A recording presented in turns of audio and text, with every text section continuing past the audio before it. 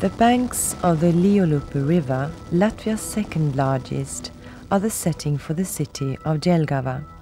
It's the fourth largest city in population in the country, with the highest number of inhabitants of working age. The first survey and town plan was carried out in the 17th century. This plan contained about 20 streets.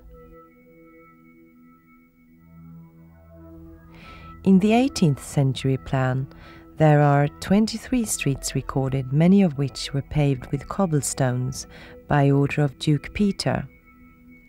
In the 19th century plan, Jelgava was shown to be the third largest city in the territory of Latvia. In the early 20th century, 59 streets were recorded. In the years after the Second World War, 4 town plans were made. Jelgava developed into an industrial giant, and for many, the name of the city is still connected with tall chimneys rising above the housetops.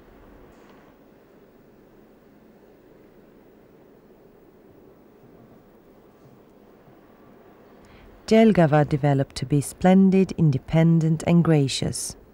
As evidence of this, Jelgava was home to the very first highest establishment of education in Latvia, Academia Petrina.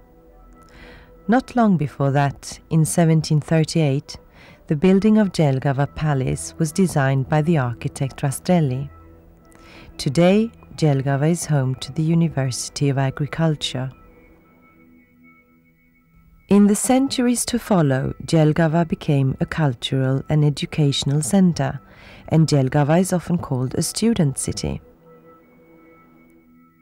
In 1999, a new general plan for Jelgava was developed. In it, Jelgava was conceived of as a people and nature-friendly town with many institutions of higher education and a long historical heritage.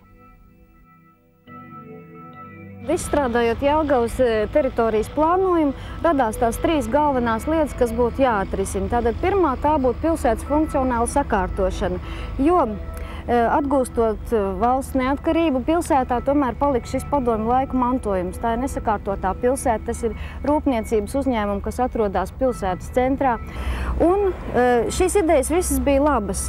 Tās bija arī teorētiski ļoti labi pamatotas, bet vienkārši līdzekļu trūkuma dēļ un varbūt tādēļ, ka arī šī sabiedriskā iekārta vairs nepastāv, šis process apstājās. Un līdz ar to mēs tikām pamesti tādā dīvainā situācijā, ka it kā attīstība ir sākta, bet viņa ir pārtraukta. Bet šobrīd, izvērtējot pilsētas vajadzības, mēs konstatējam, ka vairs šie rūpniecības uzņēmumi nebūs tik lieli, ka iedzīvotāju skaits noteikti nepalielināsies līdz 100 000.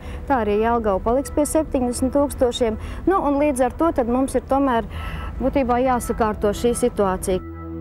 Instead, the future model of the city could be a compromise between the past and the present. A modern, convenient and clean city where the heritage of past centuries is taken into account. That's the vision of the future of Jelgava. Pašā būvniecībā man patiktu, ja netiktu paplašināt jaunie mikrorajoni, bet tiktu atrast kaut kādu alternatīvu, arhitektoniskā, nedaudz savādākā stilā celt mājas. Otru lietu ir, kas patiktu, kad jaunbūves tiktu kaut kā konceptuāli, kaut kādā stilā, vienotā stilā ieturēts.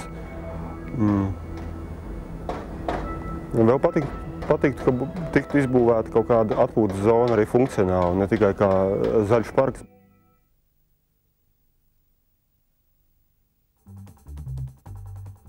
In the late 1980s, Jelgava became the 4th largest industrial center in Latvia.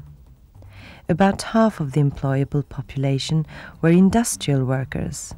Several thousand were guest workers from the Soviet Union. Ever since the 1970s, the biggest industrial enterprise in Jelgava has been the RAF factory. Its product, RAF microbuses, carry passengers to the farthest corners of the former Soviet Union. When Latvia regained independence, RAF, like many other large and specialized factories, did not survive competition, and its production was no longer viable, not even on the eastern market. RAF's bankruptcy created noticeable reserves of unused production and warehouses in the factory districts. Since this territory is already well furnished with an engineering and railway network, the plan is to relocate small and medium-sized factories here. The majority of industrial sites are located near the railway and in compact industrial zones, but many of them are also dispersed throughout the city, including in residential districts where there is no sanitary and protection zone as there should be. In 1989, a plan was designed to build or reconstruct 16 new businesses in Jelgava. To assist a move to an ecologically clean, aesthetically attractive and functional city centre, some companies were to be moved away from residential and central areas. Realization of the project began. The building of engineering networks, runways and some factories was initiated. With the changes in the political situation in the early 90s, building was interrupted. Daudz rūpniecības objektu atrodas pilsētas centrā. Kaut vai mašīnu būs rūpnīcas korpus, kas ir uzbūvēts tieši otrā ielas pusē, kur atrodas Annas baznīca, kas principā nefunkcionāli, ne vizuāli neiedarās šajā teritorijā. Tāpatām piena kombināts, kas atrodas pilsētas centrā.